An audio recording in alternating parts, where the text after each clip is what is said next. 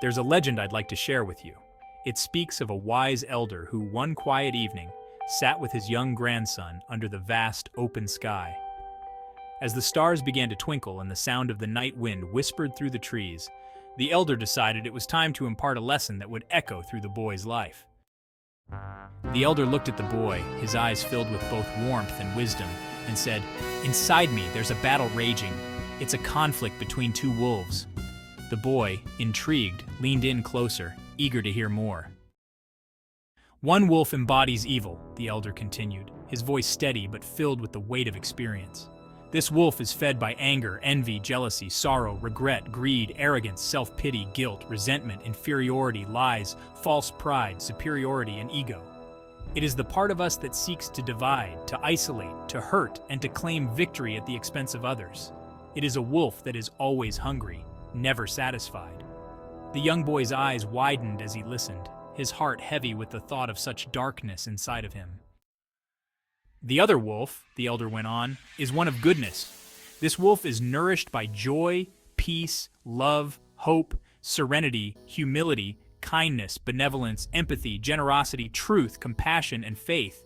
It is the wolf that brings us together, that uplifts others, that seeks understanding over judgment and peace over conflict. It is a wolf that is content. Content not with what it takes, but with what it gives. This battle," he said softly, "it exists inside every man, woman, and child. Every one of us faces it, whether we know it or not. It is not the world outside of us that determines our path, but the world inside. The wolves fight, always." The young boy, after a long moment of quiet contemplation, asked in earnest, "Grandfather, which wolf will win?" The elder smiled, his eyes twinkling like the stars overhead. "The one you choose to feed." The boy thought about this answer, feeling the depth of its simplicity. He asked no more questions, but his heart was full, his mind alive with understanding. As I reflect on this story, I've come to realize that the journey of life is not measured by the distance we travel or the heights we climb. It's not the milestones we reach that define us, but the way we choose to walk, step by step, through the moments that make up our lives. If I walk far, but carry anger in my heart, I go nowhere. If I scale great heights, but cling to grudges and bitterness, I achieve nothing. If I witness the beauty of the world, but see others as obstacles or enemies, then I truly see nothing at all.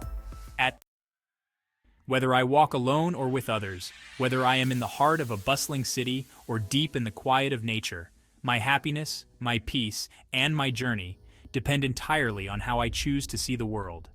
It depends on how I choose to see others, and most importantly, how I choose to see myself.